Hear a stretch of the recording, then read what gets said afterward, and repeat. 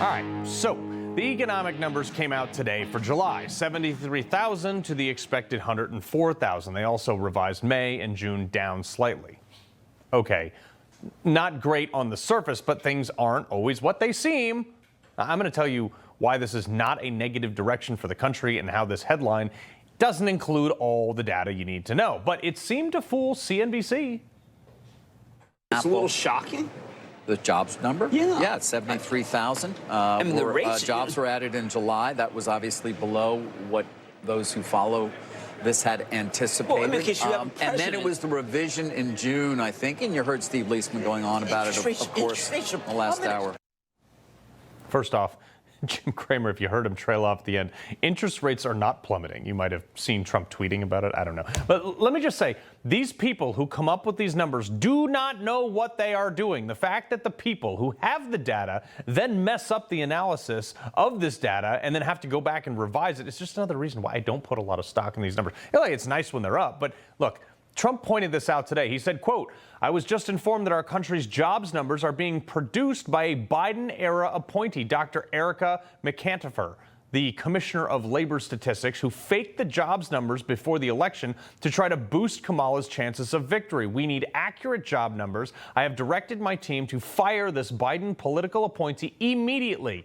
She will be replaced with someone much more competent and qualified." Now, if you recall, the same people were forced to revise Biden's job numbers down by 818,000.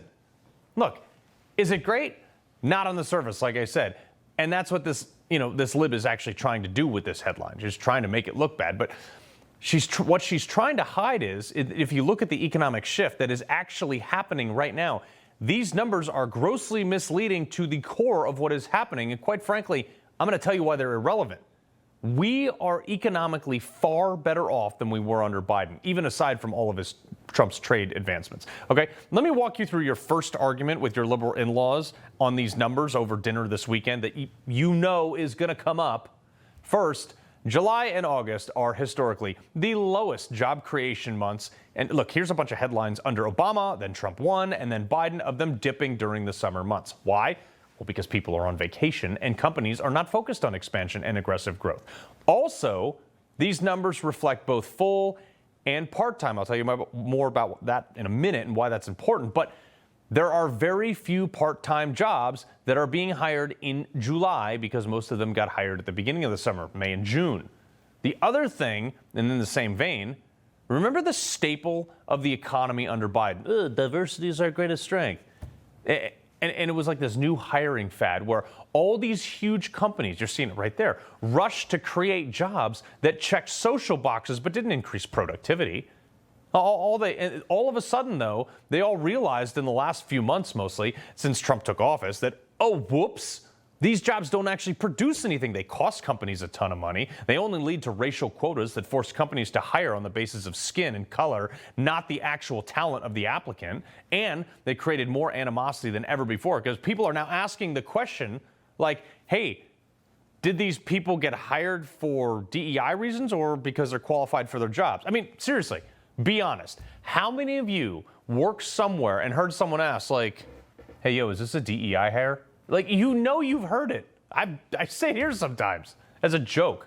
Well, look, now all those companies that realize this was a totally bad business move, they're all canning all of those DEI hires. Folks, there has been a net loss in the last 3 months of 300,000 of those jobs. These count in the jobs report, unfortunately, but it's also better for the economy to not have these people in the job market, even though they, didn't put anything at all in the first place. All right, not to mention the fact that Trump has continued to decrease government jobs, too. Those also count in the job numbers. Many of the jobs Biden created were government jobs. 709,000 government jobs, to be exact, in just 2023 alone. And this is a big one. Most of the private sector jobs, too, that Biden claimed he created, which government doesn't create anything, but they were actually part-time jobs. And I actually think this is more important than the news about the missing job numbers by a few thousand and why I'm still very excited about Trump's economy. Real wages of the jobs we are creating are up.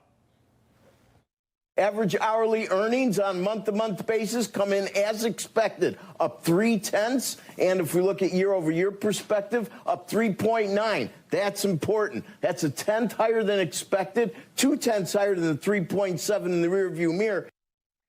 But the best news, and this is why virtually no network is talking about this, the rate of actual native-born Americans being employed is off the charts.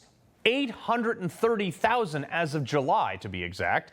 Those numbers ain't being revised down either. Here's the kicker. Conversely, employment among foreign-born workers declined by almost 350,000, mostly because they're being deported. Now, to recap, right now, currently, even with this jobs report saying, oh, Trump is so bad, we have more Americans getting jobs in the private sector, less government jobs, and Americans are getting paid more for those jobs.